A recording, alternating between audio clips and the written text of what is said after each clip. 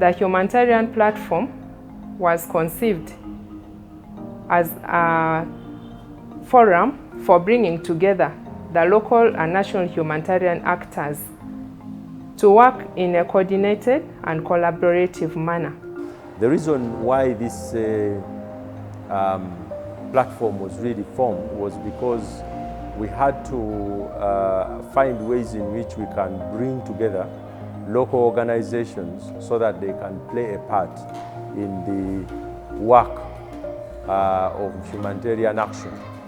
Oxfam spearheaded the formation of the platform as an international organization. The formation of the platform was basically to bring together a common voice for local and national humanitarian actors in Uganda. The local actors did not have space to operate in the responses that were happening both locally and the international responses like the South Sudan response.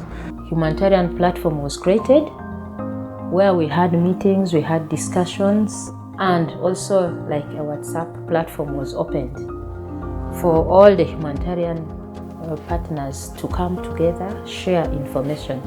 And I think currently that is where we always communicate and we learn most from.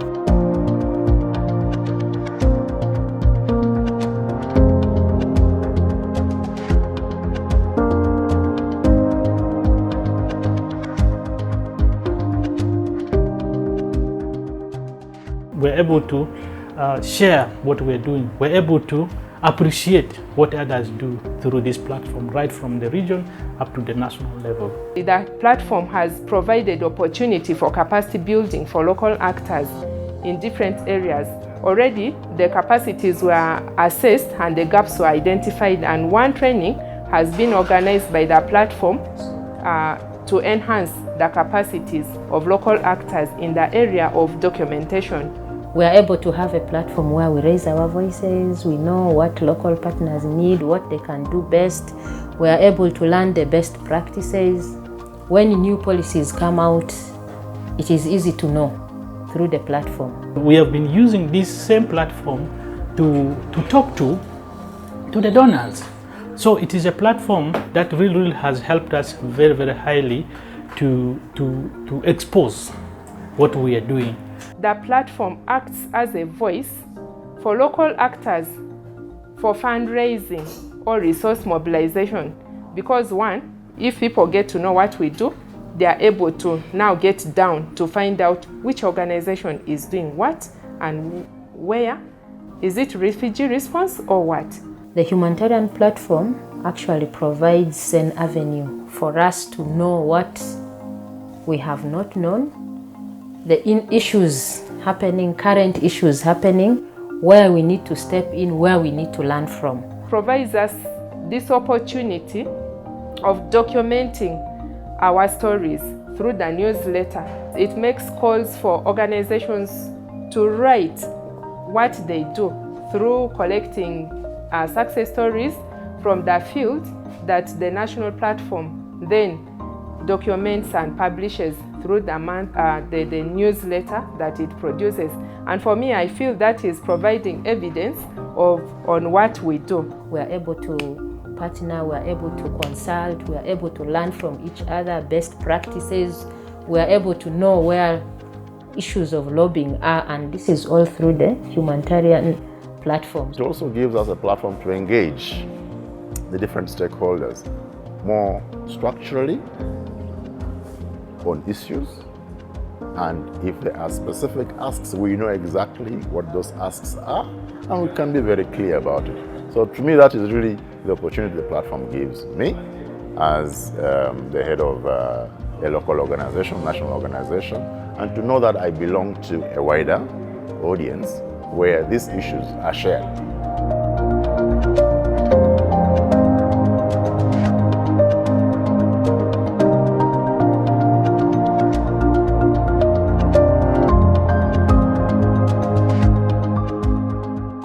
I recommend strongly that the issue of the ownership, right from the region up to the national one, should be critically looked into, and everybody should be interested to have a stake into it.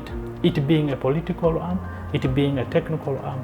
Even us who are in the civil society arena should be able to find a way how we can contribute to the sustainability of this platform. There's need for the platform to create a pool funding so that donors can direct or channel their funds to this pool fund, and when there's an emergency, then it can be activated for local actors to respond. We could have now an annual plan of key events. When should they be? So that also us local partners can plan to participate in such events and to organize and see how we can strengthen ourselves and continue. We need to have a pool of a database of volunteers so that when there's an emergency, then such people are called to quickly respond. For example, the Bududa incidents. If we the humanitarian actors under this umbrella had volunteers who are well trained to respond, Uganda Red Cross will not be struggling alone in that response. All of us would have participated through sending our volunteers to respond. One of the things that we would recommend for the platform to cherish or to practice is an annual information sharing gathering, where all these different players are given a chance to come together. There is a lot of relevance in the platform. It will depend on what the members wish to do, but they need also to engage more beyond just having a few people at the secretariat. The members of the platform must be willing to engage with the processes that are happening and not only wait for the time when people have probably communicated on this. Now that we have the humanitarian platform, which is just at our fingertips, every time you need it on WhatsApp, you can get, on internet, you can get.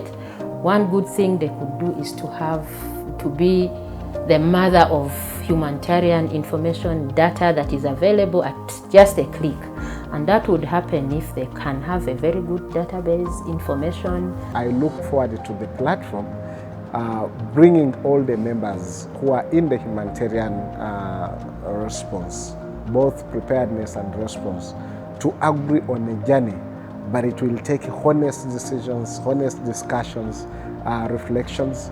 As government, we want to continue to offer our good working relationship with you and even do our best to see that you regularize your platform. You regularize your platform in either under a memorandum of understanding with government, clearly showing your scope of work, your engagements, your communication strategy, and outreaches, so that you continue to come out with that one voice, especially as first responders in these different humanitarian incidents.